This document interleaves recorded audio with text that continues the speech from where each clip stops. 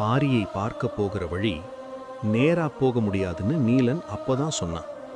அதுக்கு பிறகுதான் கபிலர் பரம்பு மலையை நோக்கி நீலனுடன் நடக்கத் தொடங்கினார். ஆரம்பத்தில் அந்த வழி சாதாரண நடைபாதை மாதிரியே இருந்தது.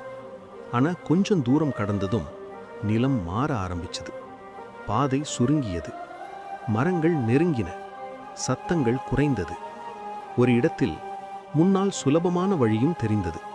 ஆனா நீலன் அந்த வழியை பார்க்கவே இல்லை. கடினமான ஏற்றப்பாதையைத்தான் அவன் தேர்ந்தெடுத்தான்.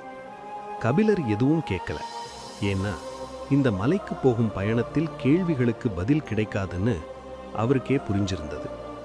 இருவரும் நீண்ட நேரம் பேசாம நடந்துகிட்டே இருந்தாங்க. அந்த மௌனம் சுமையா இல்லை, அது ஒரு தயாரிப்பாக இருந்தது.